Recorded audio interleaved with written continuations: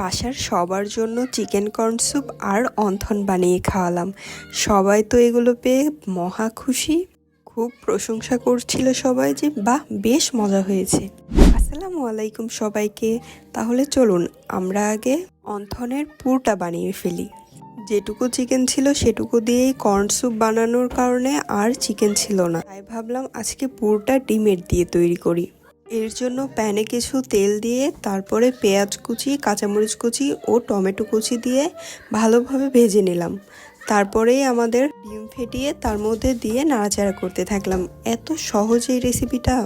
তারপর আমার কাছে যা যা সস ছিল সেগুলো দিয়ে দিলাম। সবগুলো সস দেয়া হয়ে গেলে একটু নাড়াচাড়া করে তারপরে একটু নুন দিয়ে নামিয়ে ফেললাম। এবার অন্থনের যে শীটগুলো কিনে নিয়ে এসেছিলাম সেগুলো দিয়েই বানাবো আজকের অন্থন। অন্থনের এক কোণায় পুরটা দিয়ে তারপরে দুটো ভাঁজ দিয়ে সহজেই বানিয়ে ফেলা যায়। এই অন্থনটা বানাতে একদমই কোনো কষ্ট হয় না, আর খেতেও বেশ দারুণ মজার। দেখুন কত সহজেই হয়ে গেল তৈরি। সেম এরকমভাবেই একে একে সবগুলো অন্থন বানিয়ে নিব। অন্থনগুলো বানাতে বানাতে এক সাইডে আমি অলরেডি তেলটা গরমে দিয়ে দিয়েছি। একে একে সব অন্থন বানানো হয়ে গেলে এবার আমরা অন্থনগুলো ভেজে নিব। এই তো তেল গরম হয়ে আসার সাথে সাথে আমরা অন্থন একে একে দিয়ে দিলাম।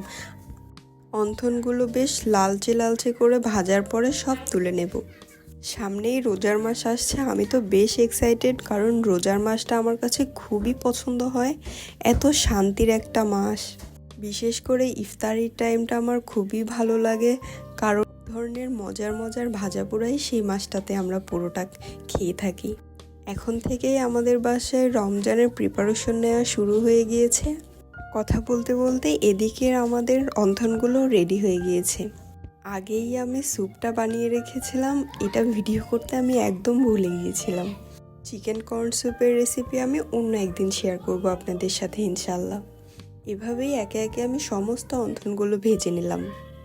তারপর স্যুপটা আরেকটু গরম করে নিচ্ছিলাম খাওয়ার আগে। এখন সবাইকে পরিবেশন করে দেব। অন্থনটা সবসময় আমি থাই স্যুপের সাথেই ট্রাই করেছি, এই প্রথম আমি চিকেন কর্ন স্যুপের সাথেও ট্রাই করলাম। দেখুন স্যুপটা কত লোভনীয় লাগছে। ঝাল খেতে বরাবরই আমার ভীষণ পছন্দ হয়, এর জন্য আমি বেশি করে কাঁচামরিচ কেটে নিয়েছি আর সস দিয়ে একসাথে মিক্সড করে নিচ্ছিলাম। দেখুন অন্থনগুলো কেমন সুস্বাদু লাগছে দেখতে, খেতে কিন্তু বেশ মজা হয়েছিল। আজ এই পর্যন্তই, দেখা হবে নেক্সট ভিডিওতে। আল্লাহ হাফেজ।